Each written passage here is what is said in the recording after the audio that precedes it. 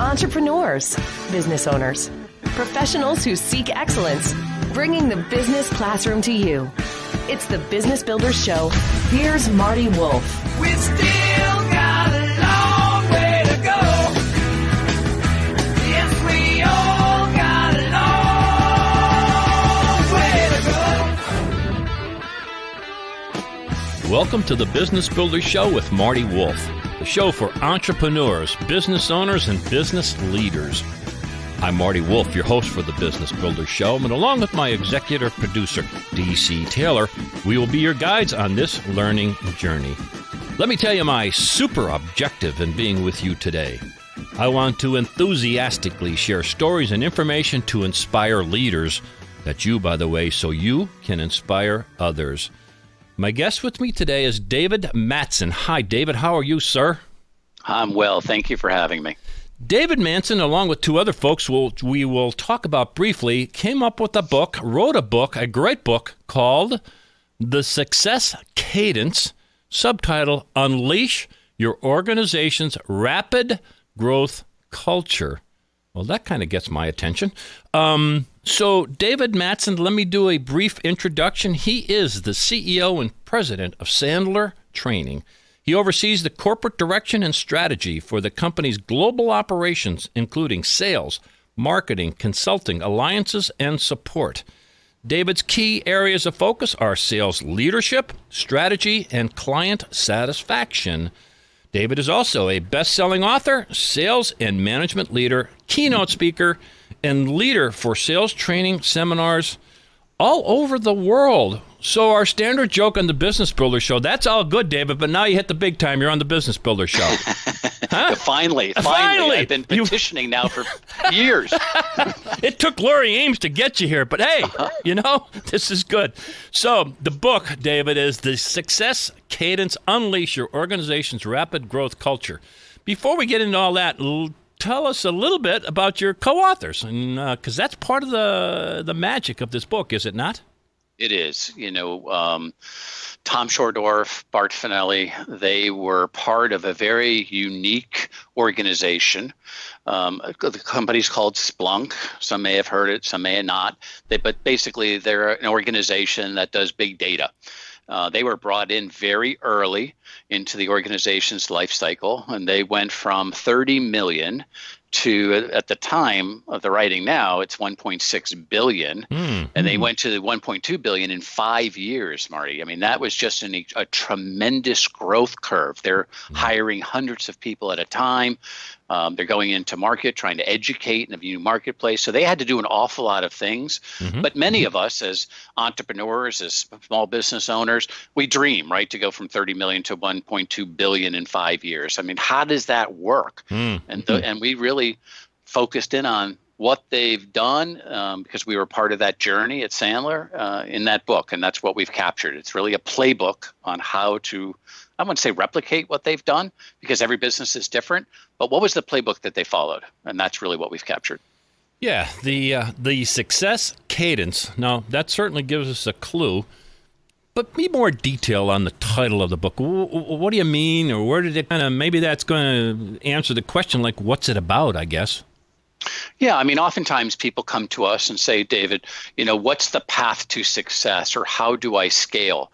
I'm awesome at what I do, whether I'm an engineer or whether I do X, Y, and Z. That's how I grew up, but now I'm running this business.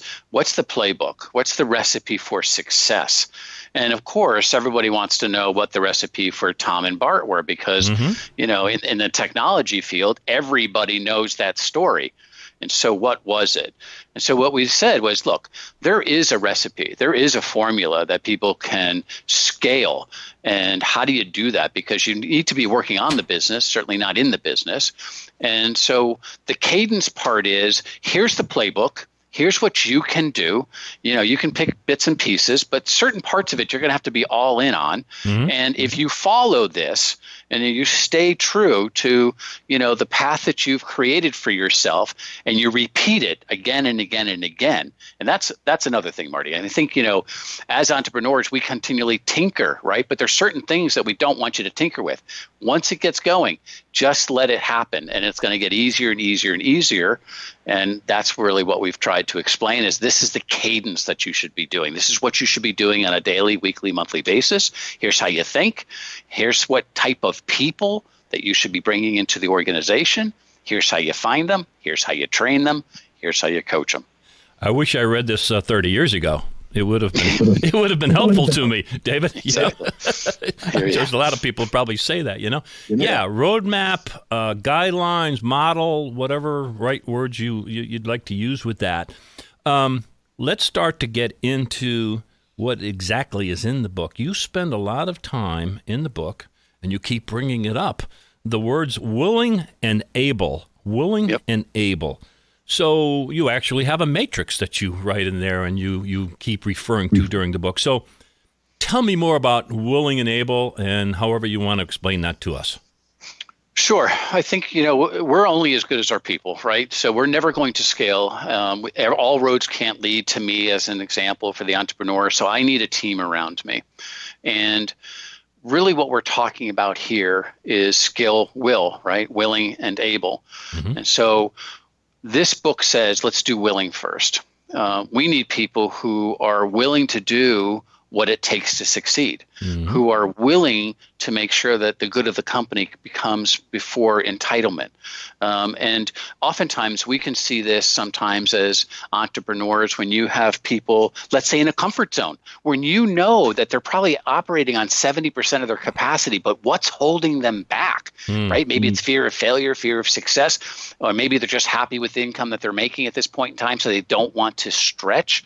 But you need people who are willing to get out of their comfort zones, who are willing to do the things necessary every single day.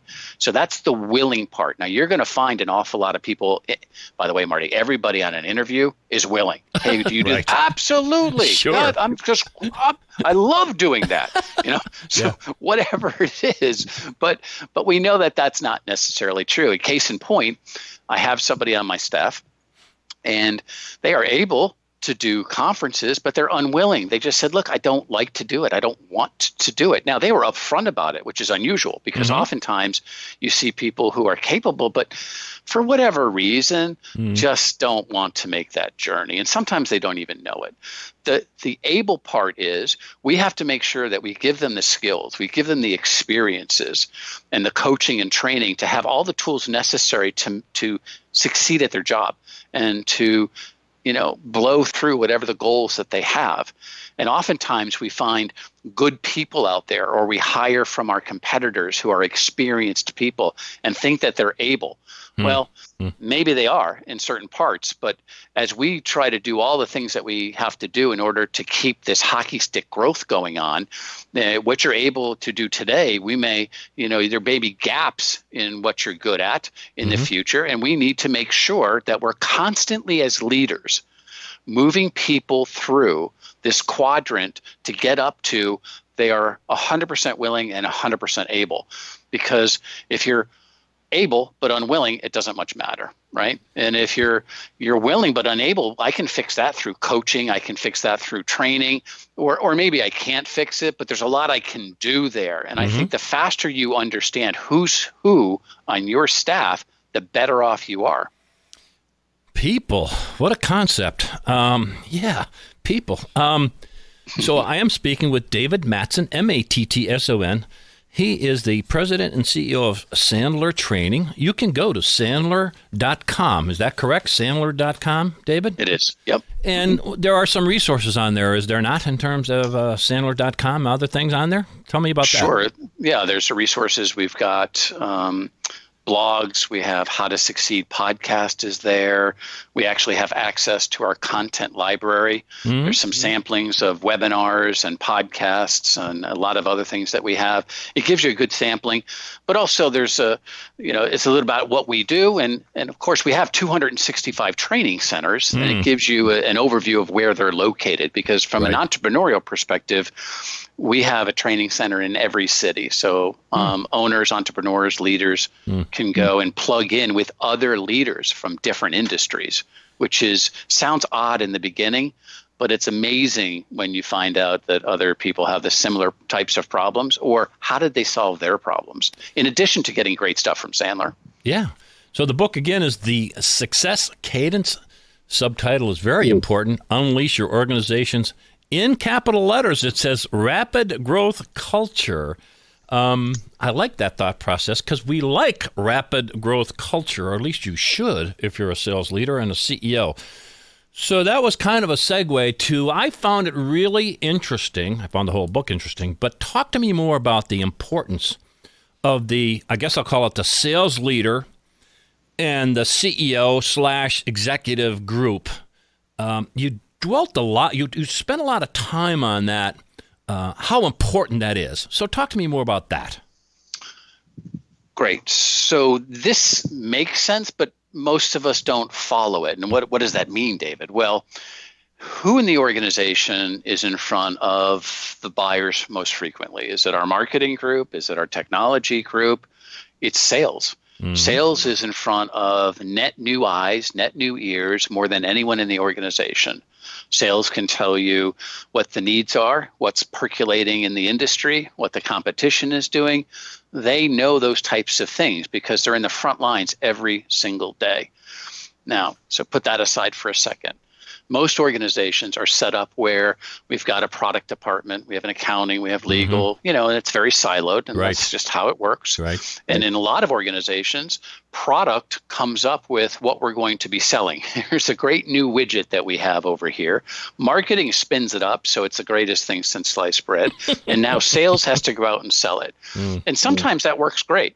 But oftentimes you're going to hear people, who made that? I mean, who's ever talked to anybody? That's not going to solve the problem. How am I going to sell this? Exactly. Right. And everybody says when it's a slow mover, people say, hey, listen, our salespeople really need to be trained, or they're not doing their job, right? It's not anything else. So, and I think we all we've all experienced that. We all can put ourselves in that position in some way, shape, or fashion.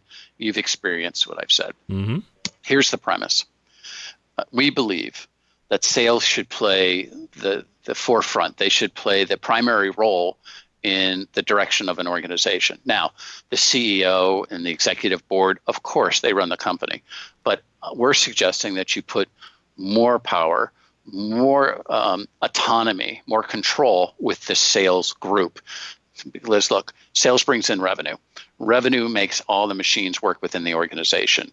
They're ultimately going to be responsible for, did we hit our numbers or did we not?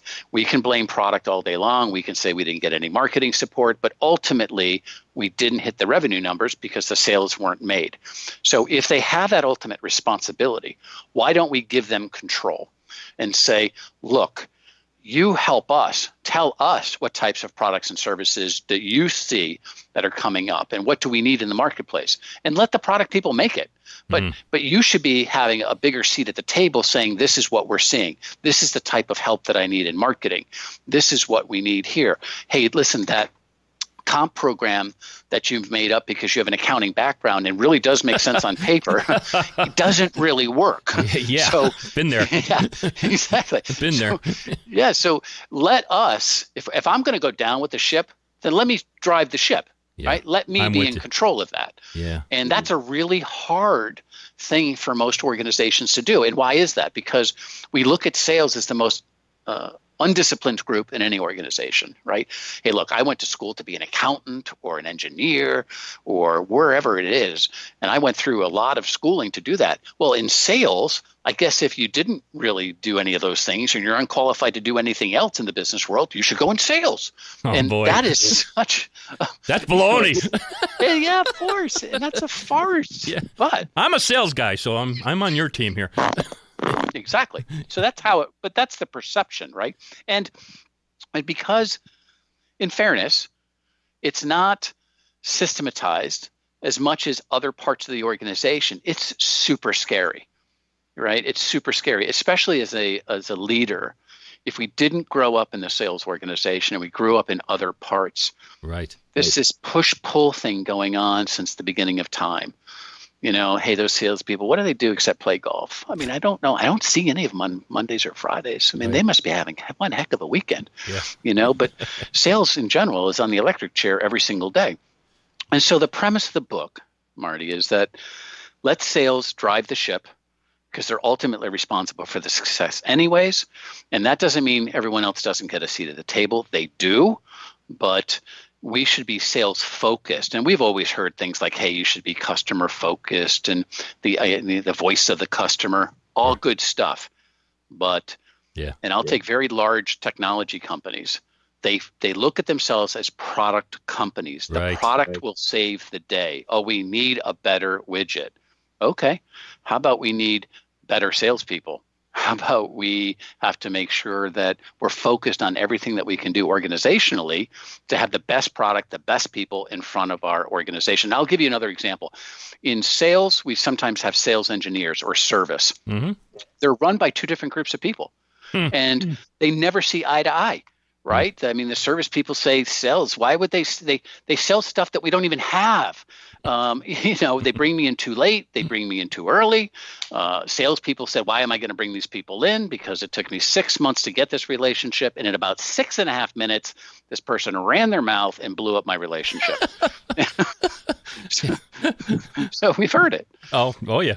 Yeah, we've heard it. But let me jump in, David. Because you said a couple words there that I want to go a little deeper on. The first one is you talked about, you're an accountant, so you went to school, you got a degree, all that kind of stuff. You go into much detail in terms of virtual training and certification. Mm-hmm. I love the due diligence of that. I love and I love the idea of a calendar. You actually laid out a calendar. First quarter looks like this. Second quarter looks like this. But part of that at the beginning of all this is, first of all, I'm going to summarize it a little bit. The sales leader and that senior team get in we'll use the ship analogy again, get in the boat. We'll get in the boat together and agree, here's where we want to go, and sales needs the support to make that all happen. The chief financial officer has to be on board if you have to do some hiring. So I kind of said that quickly. But talk to me about the detail that you go into in terms of virtual training certification. Now, I know that's a long conversation. Shorten that up as best you can for me. Sure. When we're onboarding individuals, I think that the faster we can get them from hire to profitability, the better off we are, right? And if you're hiring lots of people, most owners, leaders, think that their job is done once they've hired them. Well, that's a farce. It's now just beginning. And if you want them to become willing and able, you have to bring them into your system. Mm-hmm. So onboarding, in my mind, is probably one of the most important things that you can do, because you're going to bring them into your culture. You're going to show them what's important to you, and you're going to give them the tools to succeed versus, hey, Marty, you've done this for 20 years. Just have at it, baby. Mm-hmm. That's not hockey stick growth. Mm-hmm. And there's another thing that onboarding does. Onboarding weeds out the people you shouldn't have hired. I love that. Think about this. Think about the stories in the old days about Xerox, right? You would go to the Xerox school, and if you didn't make it, they'd send you home. That's exactly right. Yeah. Why have we changed? Right? I don't know. I don't know. But it's that type of thing. So the reason why the virtual is, when you're having people come in for that initial training, why start there? You should give them things that they should be doing at home before they get there. Mm-hmm. Here's the product stuff. Here's what we do. Here's how we do it. And then you should certify them. You should test them. Did they understand it? Do they actually do it? Because let's just stop there for a second. Most organizations don't have that laid out. Correct. Correct. I'm with thousands of owners a year, and if I say, hey, look, write down all the things that you want your sales force to become proficient in, absolute machines in order to be successful, they come up with like 5 things. Well, there's much more than that, right? Mm-hmm. So you should, first tip, create a list of things that they should absolutely be great at. Second thing, put them in order of priority, because certain things they don't have to know for the second, third, fourth year. certain things they should know, like how about a 30-second commercial? How about a company history? They should know that up front, right? Yes. And then yes, give them examples. There's the third thing they should be doing. So, and I'll use 30-second commercial. If you think they should have an elevator pitch, which I do, give them a sample of one. Don't just say, hey, you should have an elevator pitch, because then you've got everyone making up their own stuff. And make sure they can do it well. So the whole role modeling thing, people kind of like freak out over that. But that's important. Make sure they can do it well. And you do a nice job. You and your co-authors do a nice job of explaining the details. Again, my guest is David Mattson, Mattson.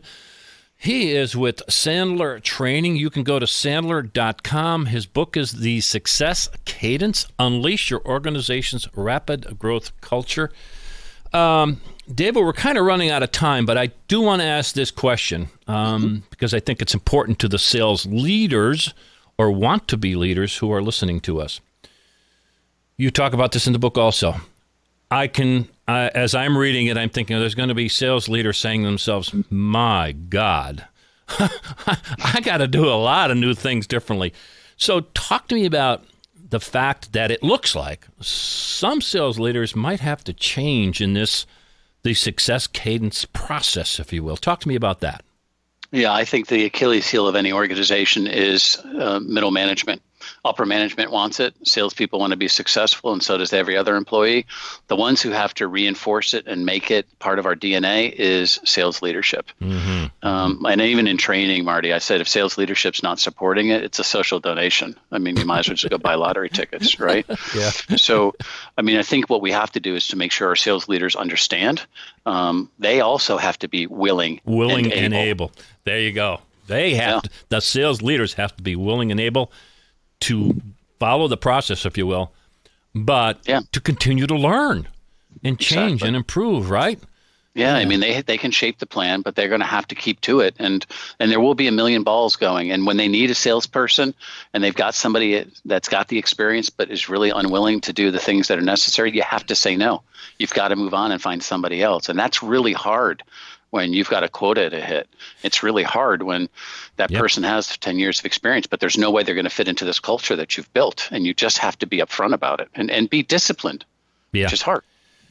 And this book gives you that model to follow, but I'm going to go off script a little bit, but I know you'll know the answer to this, or give me feedback I'm really asking for. Some of what you're asking sales leaders to do, to sit in front of or collaborate with that CEO and that chief financial officer and the marketing director, it might take a little courage. David, would you agree or disagree? Oh, absolutely. I mean, I think that you have to have the conviction that you're on the right path. And let's face it, if all roads lead to you, many times for the last X amount of your career, it's been easy to say, hey, why don't you just give me something great to sell? I mean, that's why we didn't hit our numbers. I mean, hey, listen, that comp program that you guys did, no one's selling. Of course they're sandbagging because they're waiting for next year's comp program. But you have to be now accountable. And some people shy away from that and some people thrive. If you shy away from it, this road is not for you. It's not for you. It's not for you. You need to have courage. You need to be willing and able, as you really lay out very nicely. David, we're down to our last minute or so. What did I miss? Did you want to make sure you drive home to sales leaders or C-suite leaders or anybody? Talk to me about, the last parting idea, if you will. Well, I think you have to make a commitment that the end result is more attractive to you than the pain it's going to take to get there. And you're going to second guess. And I think the more that you openly communicate and know that you can pivot and you can adjust along the way, the better off that you are. But look at it as a marriage, right? There's going to be ups and downs, but you just stick with it and keep moving. But it's easy to say, this isn't working. And you have to just say, well, what's not working? And be very specific and know up front, because I've done this myself in my own company, you're going to have to start weeding people out who are either unwilling or unable. Amen. And it's hard. Amen. Yeah. It's hard, but it's critically important. You got to do it. So my guest has been David Mattson, and he is the CEO and president of Sandler Training. You can go to Sandler.com. You can see all the resources that are there. I would strongly suggest you buy this book as fast as possible. The Success Cadence, unleash your organization's rapid growth culture. And I can see where this would work, and they bring examples into the book of how it did work. So, David Mattson, thank you for being a guest on the Business Builders Show. My pleasure. Thanks for having me. Thank you so much for listening to the Business Builders Show. To learn more about me, and I'm Marty Wolf, go to MartyWolfBusinessSolutions.com. That's MartyWolfBusinessSolutions.com. To learn more about Kelly Hoey, go to her website, which is jkellyhoey.co. That's jkellyhoey.co. And of course, you can find Kelly and Marty on LinkedIn and Twitter. A reminder, you can find all our Business Builders shows on iTunes, Spotify, and on your favorite podcast app. Bringing the business classroom to you. It's the Business Builders Show with Marty Wolf.